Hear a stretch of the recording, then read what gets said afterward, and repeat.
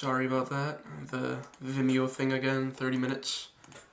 Okay, let's keep going. About why this guy thinks the resurrection is very bad. By the way, you know most people that have trouble with faith also have trouble at home? It's a proven fact. Most people that have trouble with faith never had a significant father figure, that type of thing going on. So I feel like it's very significant to consider those types of facts when you see whose take you get, you know? Because likely when you're hurt by something, it makes you unable to really accept other things, right? So anyways, where were we? Okay, we had Celsus, the Roman philosopher that wrote The True Word, okay? That was at 175 AD, in which he attacked Christianity and Jesus. Well, Celsus did not, I'm going to call him Celsius, right? While Celsius did not directly accuse Jesus of using dark magic, he did suggest that Jesus' miracles were a result of magic and illusion. Alright? I wonder how he could have done an illusion when we didn't even have chairs. Alright? Very, very, very astute observation. Okay? Give me one sec. By the way, I'll share the tab that I'm reading it off from. I'm not using ChatGPT for the direct knowledge. I'm using it for the actual points, though, like the evidence. Sorry, and reading from the evidence. Okay, and then you'll have other claims, Gnosticism and Manichaeans. All right, and these were early sects that considered themselves Christians, even though they were totally not. All right, because what defines a Christian is believing in the actual true evidence which points to Jesus was crucified and resurrected. They don't really believe in this. So what I want you to see is the consistent narrative amongst all of these non-biblical sources that collectively agree to the fact that, yeah, some impossible stuff did happen, right? But they never deny that they didn't happen. They say, yes, they did happen, but they try to come up with other reasons as to why they happened, all right? So flat out denying that miracles could have possibly happened is really intellectually dishonest, having said the fact that we literally have biased sources against Christianity supporting the fact that miracles did actually happen. Alright? So to have a valid argument, they should be considered. Because literally people that would have sided with this guy during a debate over this type of topic, people that would have sided with him would have said, what are you talking about? Yes, he did do some crazy stuff, but it's probably black magic. Alright? But they never flat out denied the fact that they did happen. Alright? They just attested it to different sources of them happening. Illusion, magic, sorcery. Alright? Anyways, let's keep going. Extraordinary events in writing, contemporary historians. Alright, let's keep going. And officials, but there is a glaring absence of any such corroborating evidence. Making things worse for the faithful, Romans were meticulous record keepers, and a resurrected Jewish preacher who attracted a large following would have surely merited some comment, yet no such records have been found. The lack of any credible extra-biblical evidence for the resurrection is extremely telling. It stretches credulity to believe that the most amazing miracle in history, witnessed by hundreds. This guy's acting like it wasn't 2,000 years ago, alright? I'm sorry we don't have a 4K HD definition picture to show you, alright? I'm sorry we don't have a bunch of books like we, well, kind of do, but I'm sorry we don't have enough books to entertain your ego on how much evidence we have supporting this event, right? But we do have evidence, alright? And we do have reliable evidence that supports this event happening. And we have archaeological evidence, okay? And we literally have proof of an impossible. We have a photograph of his resurrection. Look at the Shroud of Turin. It's an impossible picture that has the exact same wounds of Jesus on it, right? Impossible picture of the resurrected Jesus on it, okay, that we can't create to this day. If we can't create to this day with all the technology we have, how could we have created back then, right?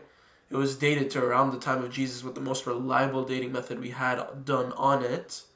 Okay, we had blood stains and the wounds matching what Jesus would have gone through during the resurrection, during the crucifixion. We have archaeological evidence supporting that it happened in that area because we have Palestinian and Jerusalem pollen on it, right? And we have Jerusalem limestone on it, okay? And the blood type on the shroud matches with other resurrection artifacts, like the Sidarim of Avedo, okay?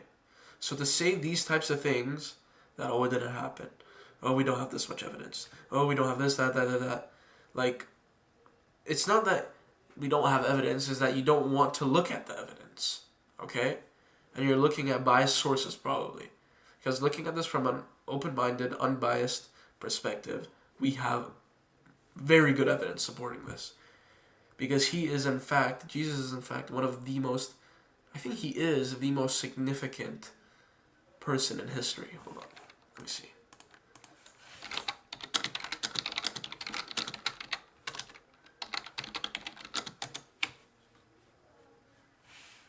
Okay, here you go. I was right. You have Jesus, Muhammad, fake religion creator, right? And then you have Jesus, William Shakespeare, Abraham Lincoln, right? History, Jesus, number one. There's a reason why he's the most important. You have evidence on him from biblical and non-biblical sources, and the fact that he's been carried on throughout history, right? Throughout all this time, proves his significance as well. And if you say that, oh, the sources we have for Christianity were all messed up, if you look at the original manuscripts that people would use, what were they? Codex Sinaiticus, Codex Venaticus, and then, hold on, original codexes. You have Codex Sinaiticus, yes. Venaticus, Sinaiticus, Alexandrius, and Ephraim scripts. You have so many of these codexes that still align with what is in biblical sources that we have today, like the New International Version of the Bible. This one, okay? Those accounts stayed the same over 1,500 years plus, okay? They were properly maintained throughout history. Let's keep going. Would go completely unmentioned by all contemporary writers and leave no trace in the historical record. He's so fixated on this 500, but he doesn't consider all the other things that we have. Oh, these other sources that are non-biblical, saying that yes, Christians were persecuted at the time, right? Deeply faithful Christians were persecuted at the time, right? And yes, we do have non-biblical sources of eyewitnesses being martyred. Here, let me share this tab. Okay, I'm not using it for telling me facts. I'm just telling it to find me the quotes. Okay, just putting it out there. Clement of Rome, 96 AD. Through envy and jealousy, the greatest and most righteous pillars have been persecuted and put to death. Let us before our eyes the good apostles. There was Peter, who because of unrighteous envy endured not one or two but many labors, thus having borne his testimony. What was his testimony? Alright? Went to his appointed place of glory. Similarly, Paul, who became jealousy and strife, showed the way to prize of patience and endurance. Okay? He died for his testimony. Testimony. What was his testimony? Oh, we do have his testimony. He saw Jesus resurrected. There you go, an unbiblical source. Ignatius of Antioch. Alright? I'm writing to all the churches and I instruct all men. I'm dying willing for God, as the apostles and others did before me. There you go. Another one. Eusebius, a church historian, is one of the most important sources of information about early Christian martyrdom. In his works, Ecclesiastical History, he refers to the martyrdom of Peter and Paul under Emperor Nero. Alright? Okay. In the case of Peter and Paul, the traditions of the church say that they were both martyred in Rome under Nero, and they met their end in the same manner that many the other apostles did, suffering martyrdom because of their testimony to Christ. There you go. There you go. Quit playing. Alright, another one. Tacitus. Okay. And we also have Tacitus, 56 to 120 AD. Alright, the Roman historian Tacitus is one of the most important sources of understanding early Christian persecution in his Annals. He described the persecution of, I don't know if I'm pronouncing those right. I'll probably say something else, but I won't say it. Anyways, he describes the persecution of Christians by Emperor Nero after the Great Fire of Rome in 64 AD, very close to the resurrection, only 30 years after, right? Tacitus does not specifically mention the martyrdom of individual apostles, but his description of the persecutions indirectly support the martyrdom of Christians, including prominent leaders like Peter and Paul. Nero fastened, this is Tacitus' claim, Nero fastened the guilt and inflicted the most exquisite tortures on a class hated for their abominations called Christians by the populace. Christus, that is the Greek name for Jesus Christ, from whom the name had its origin, suffered the extreme penalty during the reign of Tiberius. What is the extreme penalty in Roman empires? What are they? What was they? What were they? Say it. Crucifixion. There you go. Alright. Tiberius at the hands of reign of Tiberius at the hands of one of our procurators, Pontius Pilate. Yup. And a most mischievous superstition, thus checked for the moment, again broke out, not only in Judea, the first source of the evil, but in Rome, where all hideous, shameful, from every part of the world find their center and become popular. Okay? Literally have evidence of the crucifixion happening here from a non-biblical source. Alright? And exquisite tortures on a class hated for their abominations. Exquisite torture on a class hated for their abominations that were called Christians. This is proof that Christians that followed Christus, Christ, were tortured. Facts right there, right? Don't deny that it happened. We have true evidence that it happened, right? And this was this is between 56 and 120 AD, right? 64 AD, 30 years after the crucifixion. We could have had people alive during that time that were eyewitnesses, and they got crucified for their beliefs. Okay?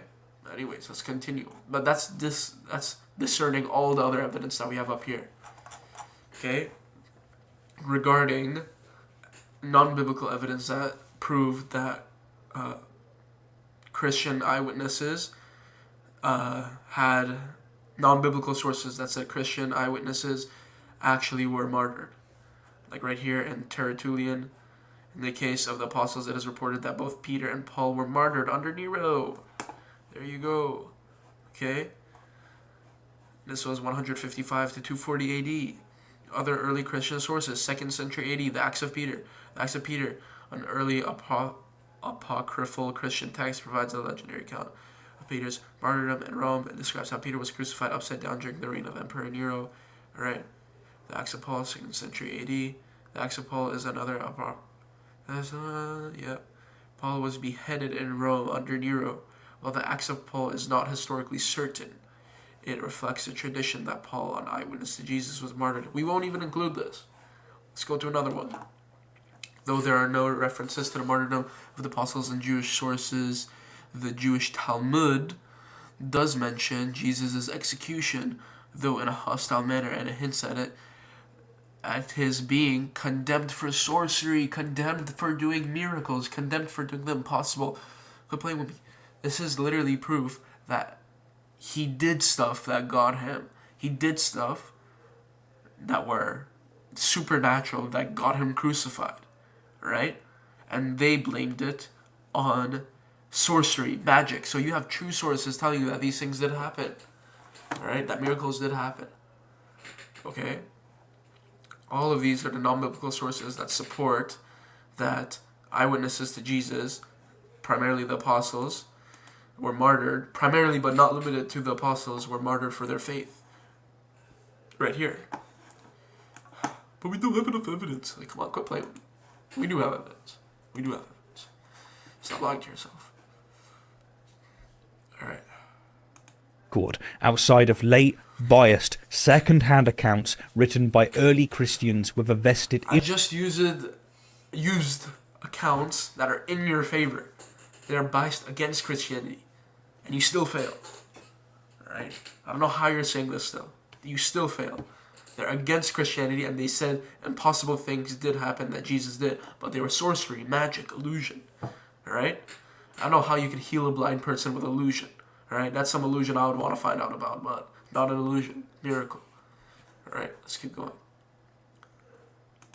Interest in promoting belief in Jesus' divinity. This glaring... I'm glad that he keeps bringing on promoting Jesus' divinity. What reason do they have to promote Jesus' divinity? What's this agenda that you're not addressing? What is the agenda? Tell me the agenda that they all died for. What is that agenda? Does it give them wealth? Does it give them fame? What is the benefit of doing this? Nothing. No benefit except for the truth that Jesus was resurrected. Alright? Isn't that significant for you? Doesn't that tell you something? Oh, they're clinically insane. No, they're not. No, they're not. Let's keep going anyways. Absence of corroborative evidence outside the Bible is a major... Absence of corroborative evidence outside the Bible is insane. Boom. Boom. And this is limited. It's not even including Flavius Josephus, all these other sources, Talmuds. Like, come on, bro. No, it's just biblical sources. No, you're wrong. It's not. Major red flag that casts serious doubt on the resurrection story. If the gospel accounts were reliable history, we would expect to find at least some mention in other contemporary sources. The fact that we don't is most easily... We have everything but the 500 being mentioned in other sources. Alright? Why are you so hell-bent on bending over for that one fact? Alright? Attack the whole picture. This is what atheists and heretics do. They attack one thing. Oh, the Trinity. Oh, this is this. Look at the whole picture. Look at all the evidence. Alright? That makes you intellectually dishonest and a liar. Alright? Anyways, let's keep going. Explained by recognizing the resurrection as a later legendary development, not an actual historical. The early church disproves this. If it was a legendary development, do you know what legendary developments are? Alright? Legendary developments develop over time.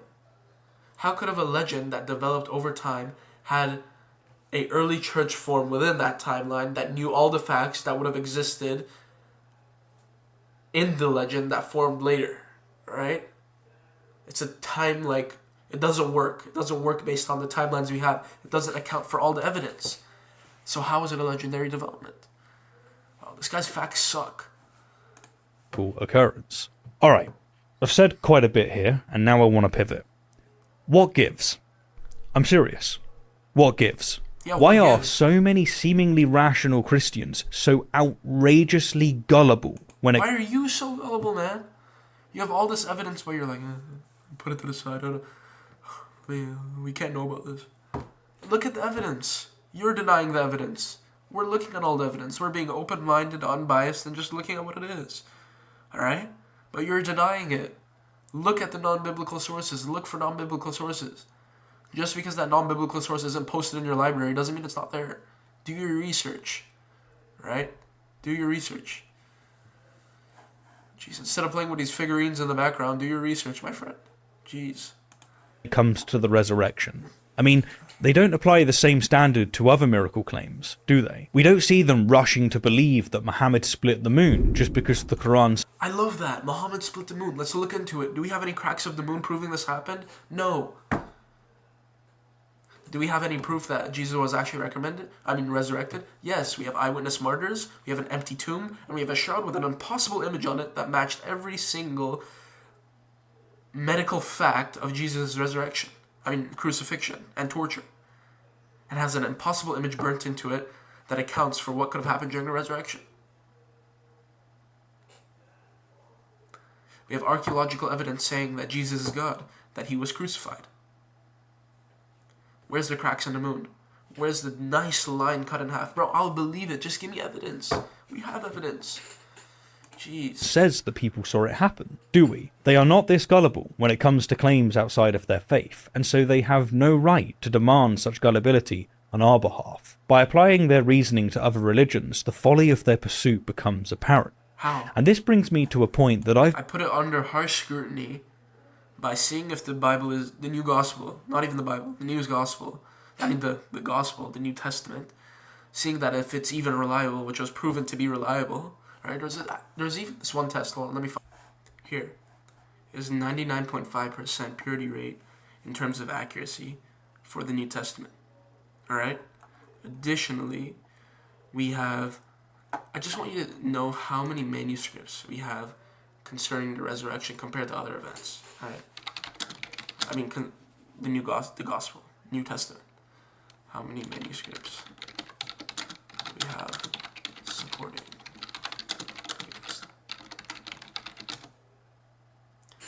5,800 manuscripts for the New Testament. In addition, there are 10,000 Latin manuscripts and 9,300 manuscripts in other languages. Damn. That's crazy. That is absolutely crazy. Again, it's unreliable. Quit blaming it. It is reliable. That is so crazy to say it's unreliable. That many manuscripts. And it's being logically coherent with other pieces of evidence throughout history.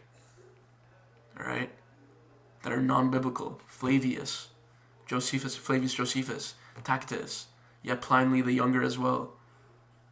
Alright? Celsus. Right? We call him Celsius. You also have the Talmud, right? You have Eusebius, right? The ecclesiastical history, right? Tertullian, Clement of Rome, Ignatius of Antioch. So much. When is going to be enough? When is going to be enough for these heretics? And that's not even including all of the manuscripts we have. Alright, let's go back. I've been mulling over for quite some time. When I was younger, I often found myself puzzled by the seemingly weak arguments many Christians present in defense of the resurrection. As I've grown, I've considered various reasons for this, but the most convincing explanation I've come across has little to do with the resurrection of Jesus itself. Instead, it's deeply tied to the overarching Christian narrative. You see, Christians are anchored by the belief that dire consequences await those who do not affirm the resurrection and accept Jesus as their saviour. This belief isn't just a minor detail, it's a cornerstone of the faith that torment or annihilation awaits non-believers. Therefore, the story of the resurrection needs to be overwhelmingly compelling, leaving no room for doubt, because this is how they justify a supposed loving God. Let me tell you the no room for doubt. The no room for doubt is that there's no other explanation that accounts for all the evidence rather than the resurrection itself. Legendary development has been disputed, alright? Myth coming up, alright? It being a myth is also disputed, alright? The fact that all of the apostles saw hallucinations is disputed, okay? There's no naturalistic explanation that could account for all the evidence we have. Until you can do that, the resurrection is the most coherent explanation that collectively accounts for all the evidence we have. And we also have evidence proving that he has done miracles before. Alright? He has done miracles before by non-biblical sources, just to tickle your little ego. Alright? Non-biblical sources say he did do miracles. Alright? And you have these non-biblical sources saying he did do miracles, and you have this one miracle that's the cornerstone of the Christian faith, which accounts for all the evidence we have regarding the resurrection. Yeah, it's more of a leap of faith to think it didn't happen than it did happen. Alright? It's more pride when it comes to it, alright? This guy's like, I need to see a miracle, I need to see it happen in front of me, I need it now. Alright? You have to accept that other things did happen that support that this actually did happen. And we do have modern miracles to this day. Alright? I'll share this video with you guys too in the link. More evidence miracles still happen today. Testify. Beautiful YouTube channel. Look into it. Alright? Look into it. he has so much evidence of real miracles happening. Okay? If you still need evidence to this day. You don't even need miracles. Look at the agenda against Christianity that has no explanation. The 2024 Olympics. Right? Rappers having upside down cross tattoos. People like Lil Nas X. There's some sort of agenda that's trying to take you away from the truth. Alright? And promote the ideas of the evil one. And then you have doubters like this man that bring up points with absolutely no spine. Because they always collapse. Because they don't account for all the evidence we have. And make outrageous claims to be true. Alright? Oh, the resurrection. Oh, we don't have non-biblical sources. Yes, we do. There's no proof that anyone else said he did a miracle except for him. No. Yes, we do have non-biblical sources of that. Oh, the new Gospels are reliable. Most historians, if not all, that studied the Gospels agree that they are reliable. They just don't like to include the parts that include supernatural events because they believe they couldn't happen. Even though their own historical documents say that, yes, some sort of supernatural things did happen. Wake up. Open your eyes. Humble yourself. And know that He is. That He is God. Alright? Let's continue. God inflicting such horrendous punishment on those who don't believe. This necessity... He doesn't inflict the punishment. You do. You want to distance yourself from God. You want to say, screw you, God. I want to go live my own life. I want to live my own life distance away from you. Alright? Although you distance yourself from Him, you still enjoy things that God has to offer in this world. Right? But when you lived your life proving that you truly want to distance yourself from God, right, and made it obvious, when it comes to the day where you get to go, where you proved with your entire life on earth what you wanted to do with the rest of eternity, He sends you there. Right? You send yourself there. You say, sorry, I did not want to go to your heaven. I wanted to go distance myself from you. I don't want to associate with God. So He says, cool, say word. And then He does it. So don't say, this just proves that He never even read any of the Gospels, right? Because it's clearly said you send yourself to hell. It's distance from God, right? God doesn't walk away from you. You walk away from Him. All right, let's go. Transforms the narrative into something that must be defended at all costs. Not because the arguments are sound. It must be defended at all costs. So let's make sure that women weren't the people that found the tomb first. Let's make sure Matthew's not a tax collector. Tax collectors were bad back then. Let's make sure Judas did not betray Jesus. That would look very bad for Jesus. You say they're framed, but why are they framed in a way that includes the most embarrassing, if not facts, that make the Gospels sound even more unreliable at the time? Alright? Female accounts. Come on. You can't just say, oh no, over here, only over here was fixed. Only over here was changed. The rest is whatever. No. No. Alright? It's all coherent. It all says what happened. It doesn't manipulate any of the facts. If there was, I'm interested in how a bunch of people collectively could have manipulated entirety of Scripture to have over 63,000 cross-references across it, which is statistically impossible to create with the formation of the Bible. Alright. I thought this guy would actually bring up good arguments, but these suck. Because the perceived consequences of disbelief are too grave. And this is especially the case for those whose faith was thrust upon them as children. If you're walking into a building caught on fire, would you not say that it's bad? Jeez. We tend to simply accept the world as our parents, as our community presents it, which explains why adherents of other faiths exercise similar gullibility towards their own miracles. The telltale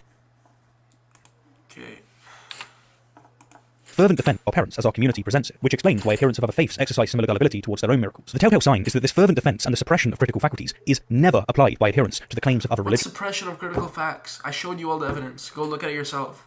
Non-biblical and biblical. Go.